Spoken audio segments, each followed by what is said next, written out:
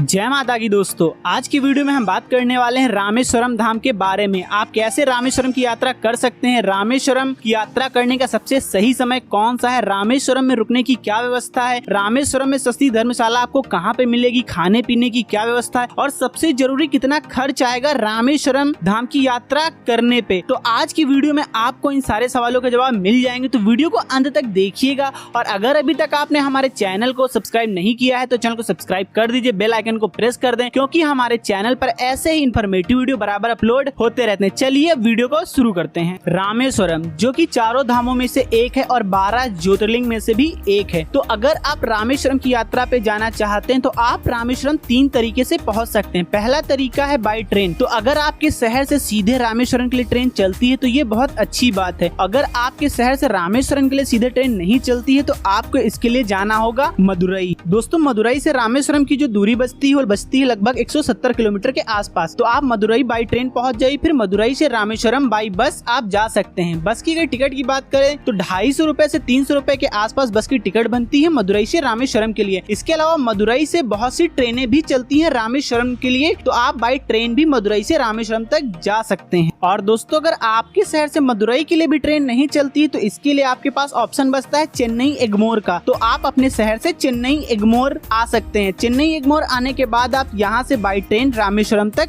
जा सकते हैं। यहाँ से भी बहुत सारी ट्रेनें रामेश्वरम के लिए जाती हैं और आप बाई ट्रेन ही रामेश्वरम तक जा सकते हैं। अब बात कर लेते हैं दूसरे ऑप्शन की। दूसरे ऑप्शन में आप अपनी कार लेके मदुरई होते हुए रामेश्वरम तक जा सकते हैं। आपको कहीं भी कोई प्रॉब्लम नहीं आने वाली, रास्ते बहुत अच्छे बने हुए हैं। अब बात करते हैं तीसरे ऑप्शन की। तीसरा ऑप्शन है बाई फ्लाइट। आप बाई फ्लाइट भी रामेश्वरम जा सकते हैं। इसके लिए आपको जाना पड़ेगा रामेश्वरम का नजदीकी एयरपोर्ट जो कि मदुरई में ही बना हुआ है। तो आप बाई फ्लाइट मदुरई आ जाइए और मदुरई आने के बाद आप टैक्सी या बस से रामेश्वरम तक जा सकते हैं। जैसा कि मैं पहले ही बता चुका हूं, मदुरई से रामेश्वरम की दूरी लगभग 170 किलोमीटर के आसपास है और बस का जो टिकट बनता है वो 250 से 300 रुपए के आसपास का रहता है। तो आप बाई बस या टैक्सी बुक करके रामेश्वरम जा सकते हैं। लेकिन मैं यहाँ पे सजेस्ट करूंगा आपको कि आप अपनी रामेश्वरम की यात्रा बाई ट्रेन ही करें, क्योंकि इसमें आपको भारत के सबसे लंबे समुद्री पुल मतलब पम्बन ब्रिज का नजारा देखने को मिलेगा। क्योंकि जब पम्बन ब्रिज से ट्रेन गुजरती है तो बहुत ही खूबसूरत नजारा आपको देखने को मिलता है। तो आप पम्बन ब्रिज का नजारा बिल्कुल भी मिस ना करें, क्योंकि आपको किसी और रेलवे ब्रिज में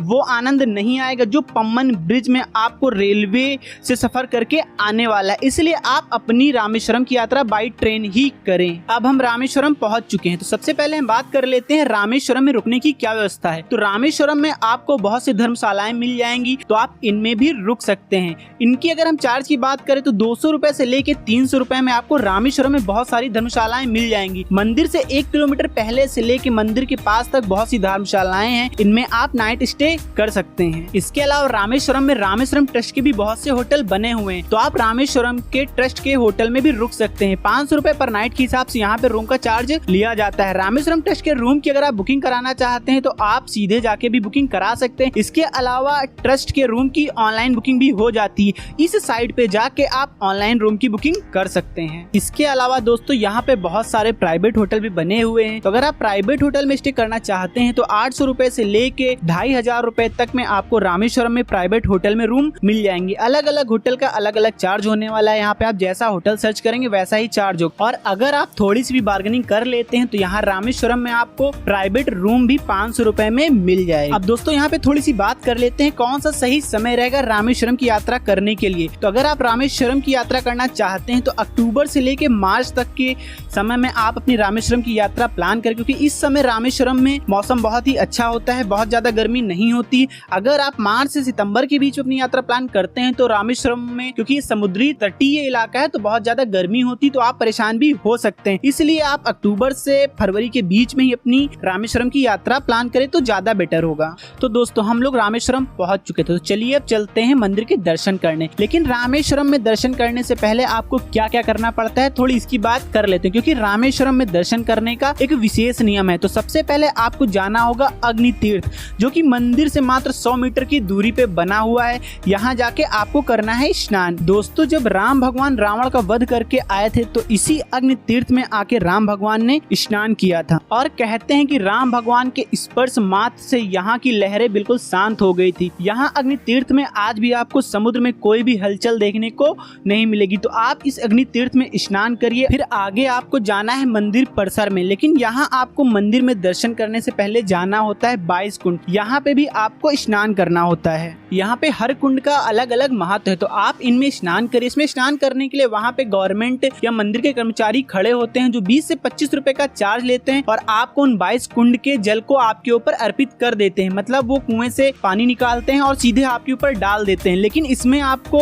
इन 22 कुंड में स्नान करने की प्रक्रिया में आपको 40 से 50 मिनट का टाइम भी लग जाएगा। तो आप इन 22 कुंडों में स्नान करिए। फिर वहीं पे बहुत सारे चेंजिंग रूम बने हुए हैं, तो आप अपने कपड़े चेंज करिए, सूखे कपड़े पहनिए और फिर भोले बाबा के दर्शन के लिए आगे बढ़ जाइए। रामेश्वरम मंदिर में 2 शिवलिंग है। पहला तो वो जो हनुमान जी कैलाश पर्वत से लाए थे और दूसरा वो जो सीता माता ने रेत से बनाया था। इसीलिए यहाँ आपको दोनों शिवलिंग के दर्शन होंगे। लेकिन आपको सबसे पहले हनुमान जी द्वारा लाए गए शिवलिंग के दर्शन करने हैं, फिर माता सीता द्वारा निर्मित शिवलिंग के दर्शन करने हैं। तो दोस्तों, आप मन में ओम नमः शिवाय जय भोले बाबा के जयकारे लगाते रहिए और दोनों शिवलिंग के दर्शन करिए और अपनी मन्नत मांगिए। फिर दर्शन करके आगे बढ़ जाइए। दोस्तों, इस मंदिर में आपको विश्व का सबसे लंबा गलियारा भी देखने को मिलेगा, क्योंकि रामेश्वरम मंदिर का गलियारा विश्व का सबसे बड़ा गलियारा है, जो कि बहुत ही सुंदर बना हुआ है और चारों तरफ खंबे पर बहुत अच्छी नक्काशी भी की गई। तो आप थोड़ा सा समय इस गलियारे में भी व्यतीत कर सकते हैं। रामेश्वरम मंदिर परिसर से ही लगे हुए कुछ और मंदिर है जहाँ जाके आप दर्शन कर सकते हैं। इनमें आपको अंबिका माता मंदिर, हनुमान जी का मंदिर, पार्वती माता मंदिर है। तो इन सभी मंदिर के दर्शन करिए और फिर आप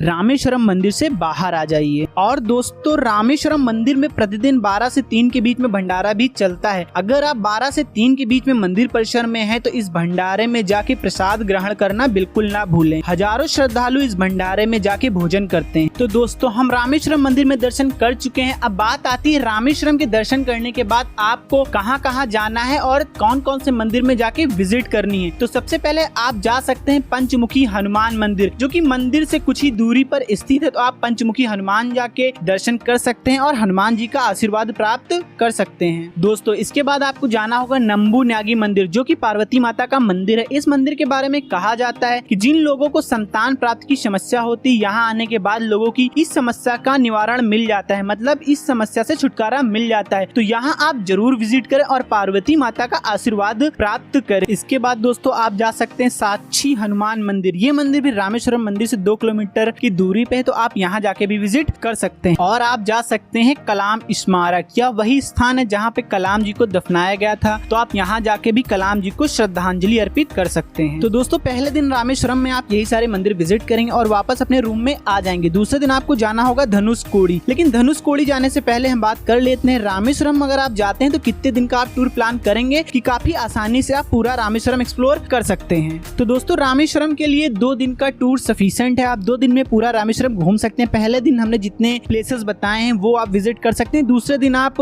धनुषकोडी जाके विजिट कर सकते हैं और शाम की ट्रेन से आप या फिर रात की ट्रेन से आप अपनी वापसी ले सकते। तो दोस्तों, अब हम चलते हैं दूसरे दिन धनुषकोडी। धनुषकोडी रामेश्वरम से 20 किलोमीटर की दूरी पे है। धनुषकोडी वही जगह है जहाँ से वानर सेना द्वारा पत्थर के पुल का निर्माण किया गया था, लेकिन अब आपको वो पुल देखने को नहीं मिलेगा। समुद्री लहरों ने पूरी तरीके से उस पुल को नष्ट कर दिया है। पहले धनुषकोडी में रेलवे स्टेशन भी था। रामेश्वरम से धनुषकोडी के लिए ट्रेनें भी आती थी, लेकिन कुछ साल पहले आई सुनामी ने पूरे धनुषकोडी को क्षतिग्रस्त के साथ साथ नष्ट भी कर दिया। यहाँ पे railway station, church, office, post office भी था, जो कि पूरी तरीके से सुनामी में नष्ट हो गया। अब सिर्फ धनुषकोडी में बीच है, समुद्र है, वहाँ जाके आप स्नान करिए, क्योंकि धनुषकोडी में स्नान करना पवित्र माना जाता है। तो रामेश्वरम आने वाले अधिकतम तीर्थयात्री धनुषकोडी जाने के बाद स्नान जरूर करते हैं। अगर रामेश्वरम में खाने पीने की बात करें तो यहाँ पे आपको खाने पीने की कोई दिक्कत नहीं आने वाली है। यहाँ पे भी आपको थाल सिस्टम मिल जाएगा। 100 से 150 रुपए में आपको डिलक्स थाली यहाँ पे मिल जाती है। नाश्ते में आपको यहाँ पे इडली, सांभर, डोसा, पूरी तरीके से साउथ इंडियन खाना आपको यहाँ पे देखने को मिलेगा। दोस्तों, अब बात आती है रामेश्वरम घूमने में कितना खर्च आएगा। तो आप रामेश्वरम और धनुषकोडी मात्र 1500 से 2000 रुपए में 2 दिन के टूर में घूम सकते हैं। इससे ज्यादा आपका खर्च नहीं आने वाला है। बाकी आपकी मर्जी, आप किस तरीके से पैसा खर्च करते हैं ये आप पे डिपेंड करता है। इस 1500 से 2000 10,000 रुपए में आप किस शहर से रामेश्वरम पहुंच रहे हैं, आपके रास्ते के सफर का खर्च इंक्लूड नहीं किया गया है। तो दोस्तों आज की वीडियो में बस इतना ही। कैसा लगा आज का हमारा ये वीडियो कमेंट सेक्शन में बताएं जरूर, और कमेंट में ओम नमः शिवाय जरूर लिखें। अगर अभी तक आपने हमारे चैनल को सब्सक्राइब नहीं किया है तो भाई चैनल को सब्सक्राइब कर लें, क्योंकि हमारे चैनल पर ऐसे ही इन्फॉर्मेटिव वीडियो बराबर अपलोड होते रहते हैं। मिलते हैं आपसे नेक्स्ट टॉपिक पे, तब तक के लिए Subscribe now and press the bell icon. Never miss an update.